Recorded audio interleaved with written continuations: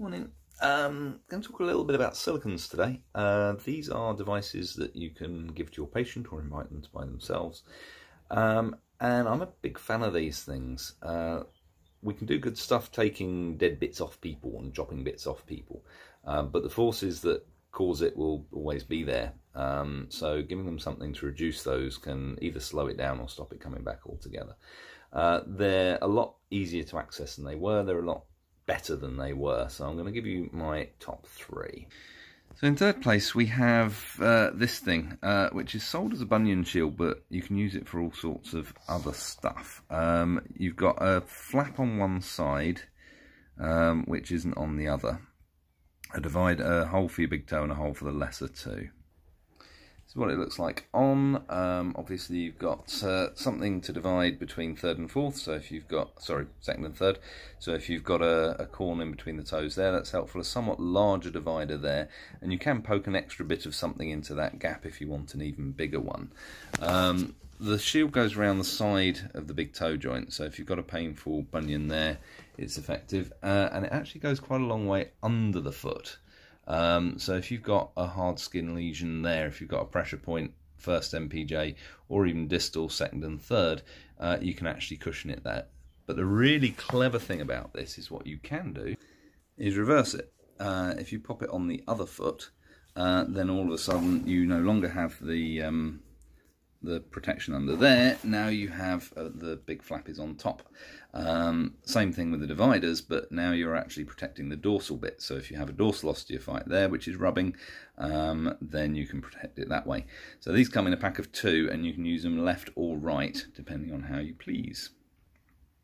In second place, we've got these tiny little doodads. And this is just a divider for lesser toes, usually for 4th, 5th, but you could conceivably use them for others. They look really, really small, but where they are silicone, unless there is really, really, really brittle edema, you've got lots and lots of stretch there.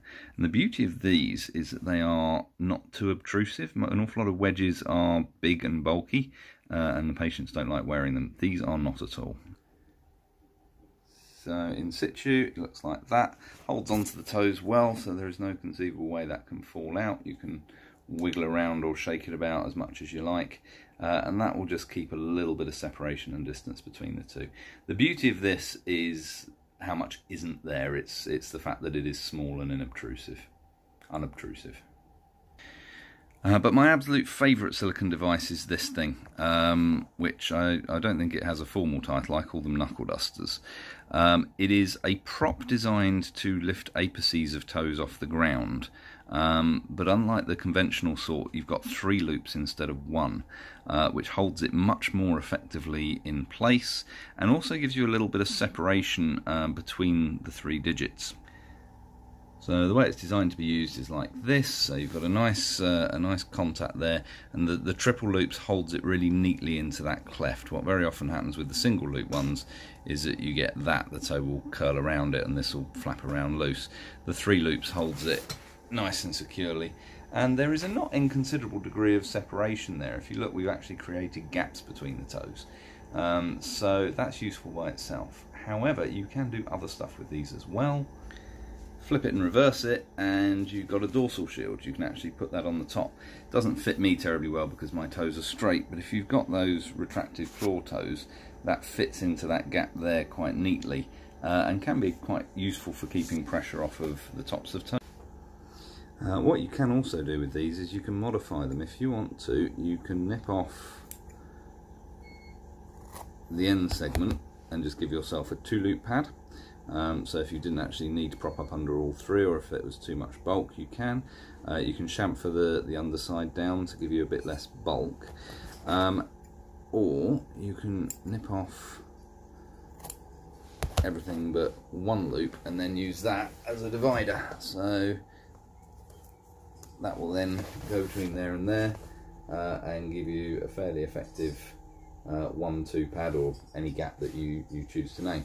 So the nice thing about these is if you bulk buy these things, then you can make this do 101 things. This can be an ID divider, it can be a dorsal prop, it can be a plantar prop, it can be something to sort of, to a degree, even pull toes down and try and hold them in a slightly straighter position if they're loose enough. So yeah, those three are all available from eBay for not very much money, and patients love them and I love them too.